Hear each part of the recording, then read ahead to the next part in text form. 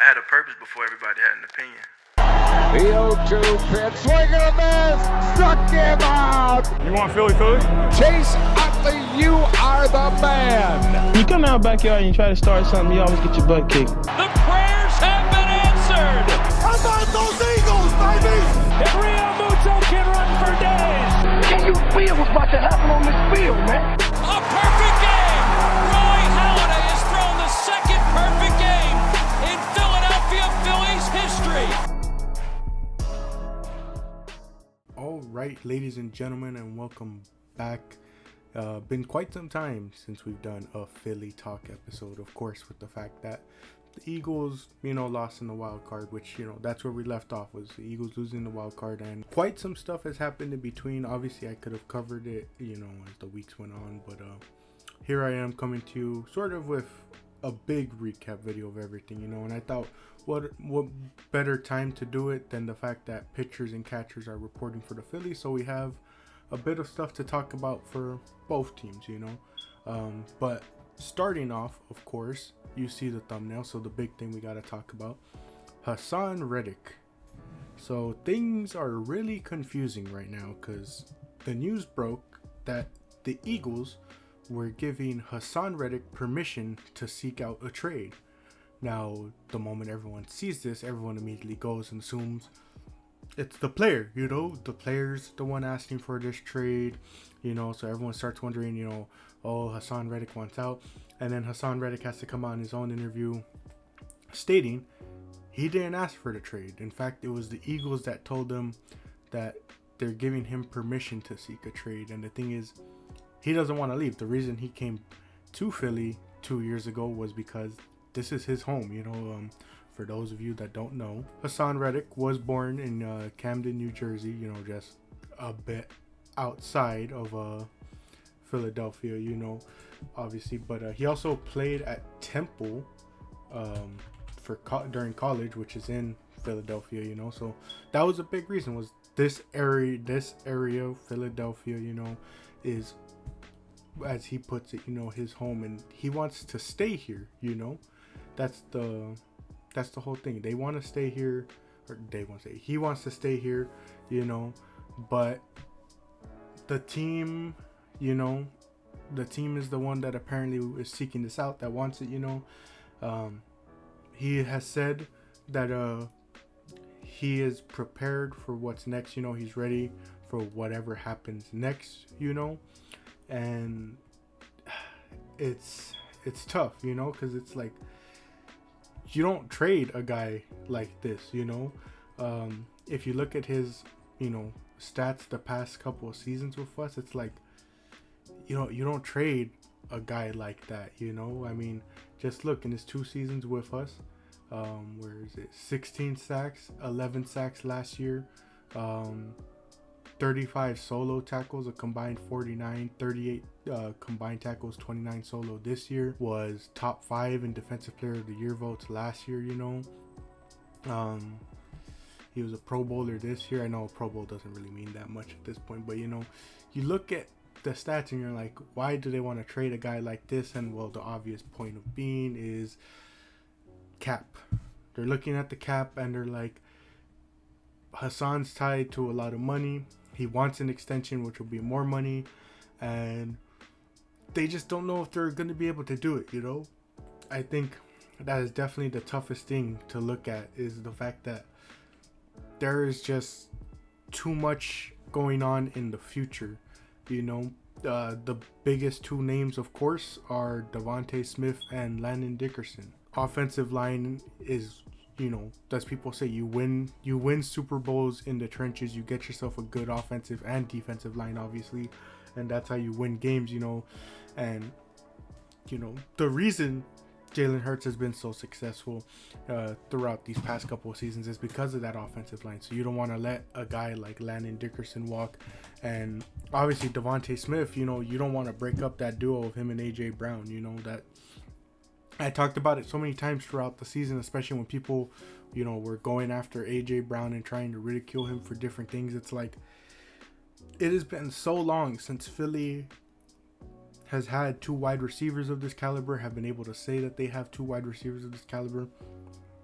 You don't want to split that up over drama that the media is starting. You don't want to split that up because of cap and all that. But again, that's the biggest issue, and why, to me at least, it seems that they want to move on from Haason Reddick, despite his great play with us and wanting to stay here.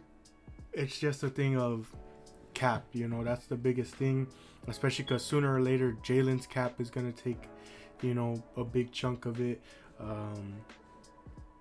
I think another thing that they're likely taking into consideration, but I also think that they need to think about what team or like what players do they foresee not being on the books in a sense, so like start looking ahead and thinking, well, what players are going to be gone by this time, and will that be enough cap freed up for us to pay Haason Reddick, which is what I think they're thinking. Because when I was talking about it to my dad, I'm like, the biggest thing that like for this free agency period is that there's going to be a lot of cap off the books because of certain things, like for one, we don't know for sure, but if Jason Kelce is retiring, man, then that's, I forget, is it about 13 million? I forget how much it is that I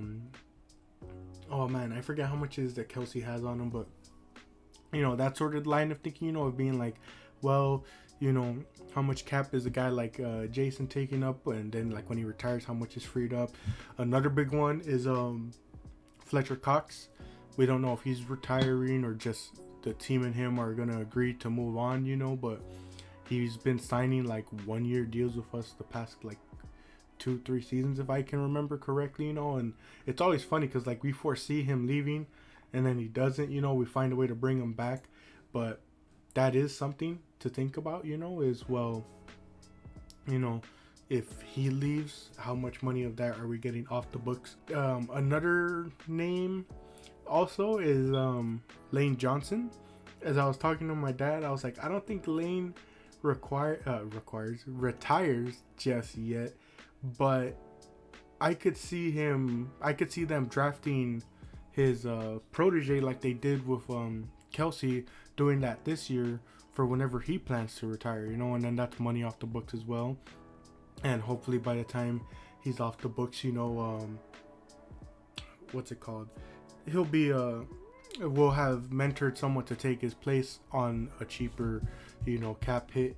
But that's just sort of my line of thinking,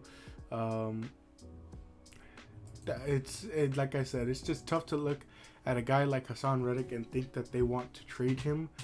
But at the same time, as we talked, it's all going to come down to cap. And just like Haason Reddick, we just have to be ready for whatever happens in the future.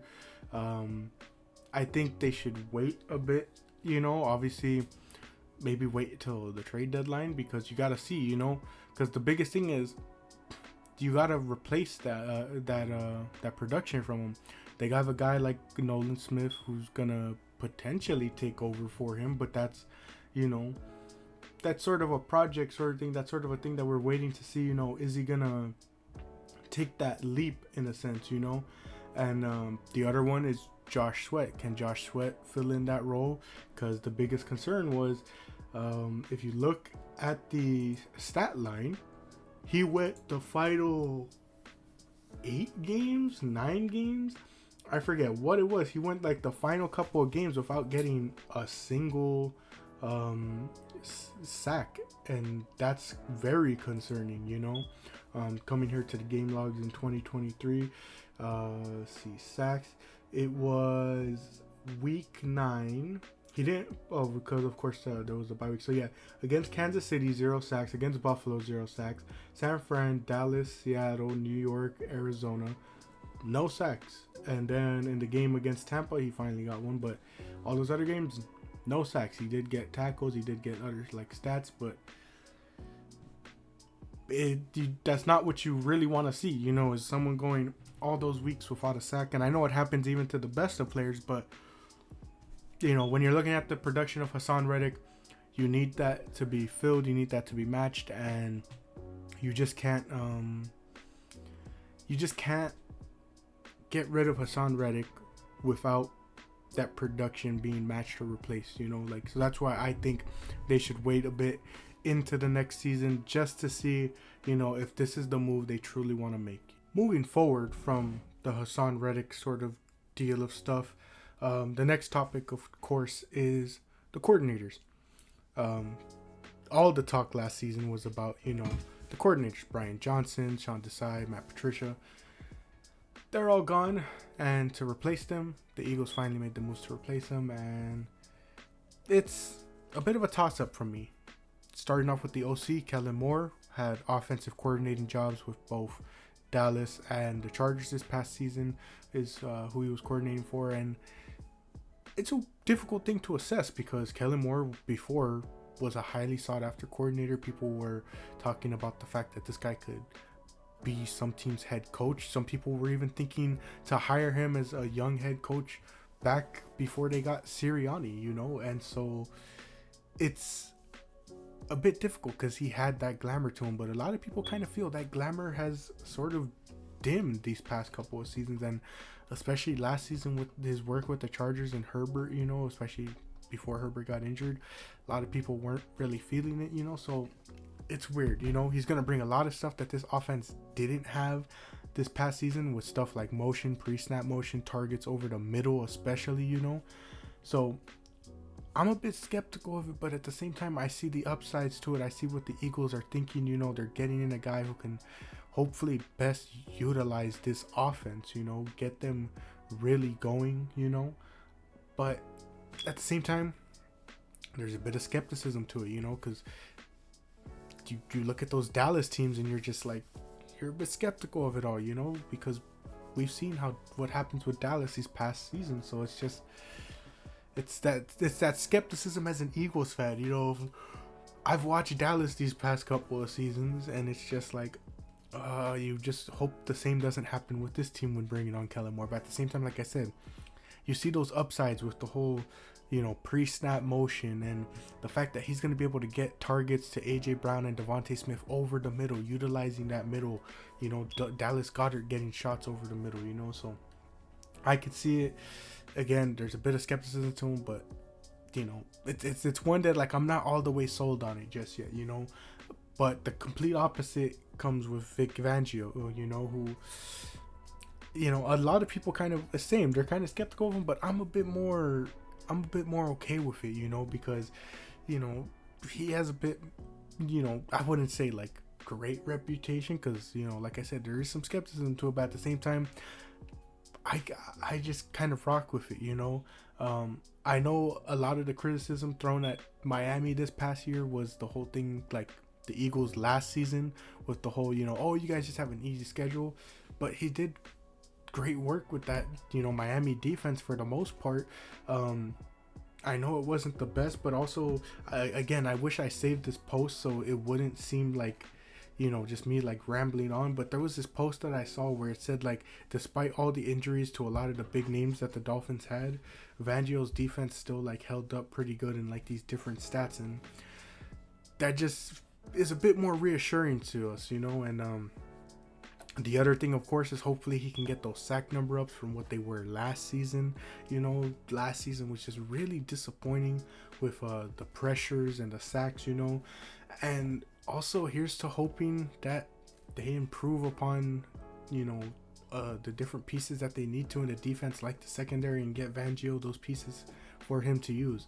If Haason Reddick does get shipped out, hopefully the picks we get can be used on talent for the back end, or perhaps we get a talent back there, you know, like Patrick Surtain. I don't want to throw out too many names, but that can be an option for us maybe, you know. But again, I'm still not fully on board with trading Haason Reddick. I'd be more open to trading other names if I'm being honest.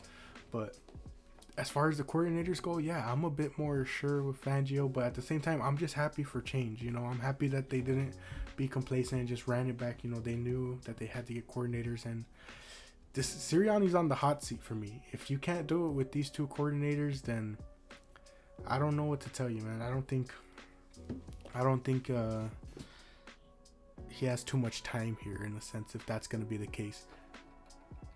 And especially because the thing is, like, to me, it's like you argue it's the coordinators, but then what do you do when you have success? You know, when you have success, you have a deep playoff run, you go to the Super Bowl, you win a Super Bowl perchance, and then your coordinators get poached. And then what? We're doing the same process of having to find coordinators to make them look good. You know, I don't want to talk down on Sirianni too much, but that's just the way this whole thing has come off to me with him. You know, but as just to keep it moving and keep it positive, I'm a bit more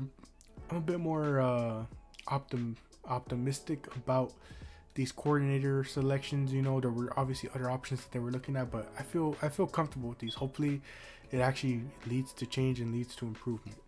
But finishing up with the Eagles, hopefully I'm not forgetting too much. You know me, I don't got good memory. But moving on to the Phillies, as I mentioned at the start of the video, pitchers and catchers are reporting now, and it's just a good time. You know, spring training's about to start, baseball's about to be back, man. I'm excited, and the pitchers and catchers are reporting, so just hoping to see a lot of good news come out of it. You know, like hoping to see that our pitchers are throwing their best stuff, hoping that a lot of the guys are looking to return to their form, you know, like Sir Anthony Dominguez, hoping to see Alvarado really tuning up his stuff, hoping Wheeler and Nola are obviously throwing their best, you know, Ranger looking good out there. But I mentioned this especially because, you know, it's like, well, it's just the pitchers and catchers. What's there really to report on? I bring it up mainly to really, it's gonna play into the Phillies in a bit, but the main sort of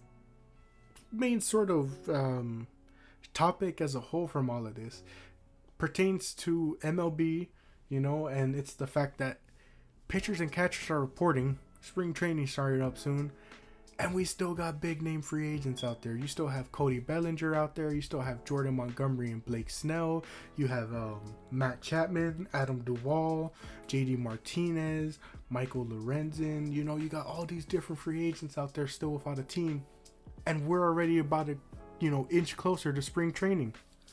It is crazy to me, you know, that this is all happening. You know, that we just have so many guys out there that are still free agents and haven't gotten with a team, and you're like, well, what's going on? You know, how is it that they haven't signed to a team? How is it that, you know, they're still free agents and having to agree to deals? And then you look and you're like, oh, Scott Boras is their agent. Makes sense now.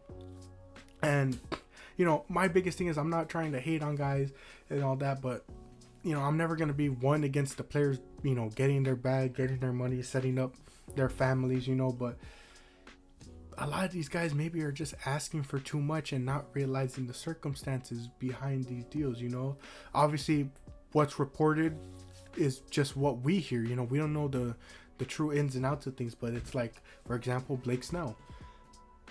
From what we heard, or like from what I've heard, it's like the deals he's looking for are more than 5 years. Like he's looking at maybe like an 8-year deal, close to 200 million is what we've heard at times. So kind of like an Aaron Nola type deal, you know. He's only a year older than Nola, but that can be a thing. It's like, you're 31, 8 years committed to you at big money.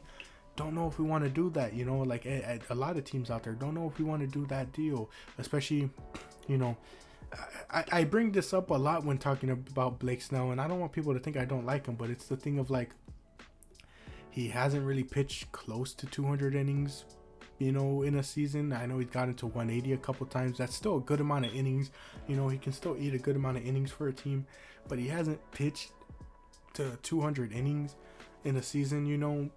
He still has everything else going for him. You know, his counting stats such as like ERA and WHIP look good. What's it called? He's obviously a 2-time Cy Young winner, and you know, won one in the AL and now the NL, you know, so it's like you can't take that away from him. But that's just sort of my thinking when thinking about some of these teams, is like they don't want to commit 8 years, 200 million perhaps to a guy. And you know, the same thing could be said for Jordan Montgomery, who's 33 now. Montgomery has looked really good if you look at his ERA the past couple of seasons, especially when getting traded to teams. It's like he's done really well. Like when he got traded to St. Louis in 2022, I think in the games he played with them, he finished with a 3.11 ERA, and with the Texans this year when he got traded, he finished in the games he played for them with a 2.7 ERA, I think it was like 2.74, something like that. And in the playoffs, he pitched pretty good for them, especially in that Astros series. He had like a 1 point something ERA and only allowed 1 home run against the Astros. And that was I think he played 3 games, started 2 of them. That's pretty impressive stuff, if you ask me. Another guy who, will eat a lot of innings for you, but yeah, maybe it's a thing of like they don't want to commit a lot of money or years to a guy who's 33, And it's funny because the Phillies are looking to extend Zach Wheeler pretty soon, and he's in that age range as well. They just gave that big deal to Nola, who's 30. So I'm not trying to say that like guys can't be good into their older years, but maybe there's something that people are looking at Snell and Montgomery and being like, we don't want to commit a lot of years. Same thing can be said for Cody Bellinger, where it's like, you were just in a 3-year slump after winning MVP. You really struggled. This year, he really improved stuff. Like, obviously, his batting average, his on-base percentage, and slugging went up. He had, I think it was like 29 doubles. He had a good amount of home runs and like, I forget how many RBIs, but it was a resurgence for him. But maybe a lot of these teams are like, Cody, we get it. You're 27. You just had a really good season, but that's your first good season in 3 years, basically. It's like, how can we be sure that you're going to remain at this level? How can we be sure that this is going to be you for the duration of the contract we give you? Who's to say you don't go back into that slump? So maybe a lot of teams are worrying about stuff like that, where it's just like, Cody, we don't want to commit this amount of money and this amount of years to if we don't know for sure, And me personally, I know things are different, but it's just like I look at them like, why not take the shorter, higher AAV, deals from a lot of these teams? And of course, my bias is kind of showing. I bring that up because I want the Phillies to sign Jordan Montgomery, and I would want it to be something like a 2 or 3 year deal, to be like, hey, we can't commit to you in the long term. We can't commit big money to you in the long term, but why don't you come play for us for 2-3 years, while we're trying to compete, help us out. And it would be a really good addition. You got another lefty in the rotation with Ranger. You get the rotation up to a 6-man with Taiwan being 5, Christopher Sanchez being a 6 guy who can come in, when Wheeler or Nola need an extra day of rest, before their next start. It gives every other guy an extra day of rest, obviously. So it's like, I would welcome Jordan Montgomery. I don't think the Phillies necessarily need Cody Bellinger, unless they really don't want to start Rojas, especially because that's the biggest thing. We thought we heard the rumblings after the playoffs that like, oh, they're gonna start Rojas in AAA, but then it's like they haven't signed anyone to play left. I don't ever bring this up to talk down on the guy. I'm a huge fan of Kyle Schwarber, but I just don't want him out playing in the field. I want him to be our permanent DH, maybe a game or 2 out there, but like, I don't want him starting there most days, It's like, but the thing is, they haven't signed anyone to play out there, so it just makes everyone think, well, they're likely going to start Rojas in center, Marsh in left. But if they got Cody, that moves Marsh to left, Cody in center. But at the same time, I just don't think they need Cody right now. I know that's crazy to say. He would look good in that Phillies lineup, but a part of me is just like, I don't think they do it, I don't think Cody's the guy they go for. If they go for any of the remaining free agents, I would want it to be a guy like Jordan Montgomery. Although, again, I totally forgot about this until now. They did sign Spencer Turnbull, and I was talking to my friend about it, and he was like, if they can get him to what he was, it can be a good look, but he's been injury prone, so it's just like, that signing to me said they probably couldn't come to an agreement with Jordan Montgomery, like that's what I was telling my friend. I'm like, the money or years that Montgomery wanted was probably too much for the Phillies. They went for sort of low risk, not really high reward, but like low risk type of option, and it's kind of disappointing. I'm still gonna try and say that they should go for Montgomery, because then they could just push Sanchez to the bullpen and still have Turnbull, or maybe put Turnbull in the rotation, or not rotation, the bullpen, like it's between him or Sanchez, on who gets moved back there in a sense. But yeah, I don't see it happening, but I'm still a guy who's like, I want Montgomery on this team. He could do really well for us, especially come playoff time. He could really help us out, eat a lot of innings, be that 3rd, 4th starter, depending on how you view Ranger and him. But I just don't see it happening. I don't see them really making any moves. That's the sad part. But I still can hope, you know, I can still hope and I can still want, but who knows if it's going to happen really. And all I got to say is, you know, there's just a lot to look forward to. Spring training is going to start up soon. If any free agent signings happen, I'll obviously come here and make a video. Same thing with the Eagles. If any free agency happens, I'll make some videos on it. The draft, I'm obviously going to do like a draft recap sort of thing. I don't think I did one last year. I really should have though, but I'll probably do one. And then once the season come around, I guess we'll see what we do for Philly Talk. You know, I don't know if I'm going to do it week by week or do what I was doing previously with the, you know, every 2 weeks sort of recap thing. We'll come to see what happens, but I'm really excited. Really just excited, you know, like for this new change, you know, turning over a new leaf, fresh start for both the teams, you know. And I'm just gonna sit here and await for what the future holds. Like Haason Reddick said, all we can do is just be ready for what happens next. But until then, thank you all for joining for this episode of Philly Talk, and just can't wait for the future and can't wait to watch the Phillies return.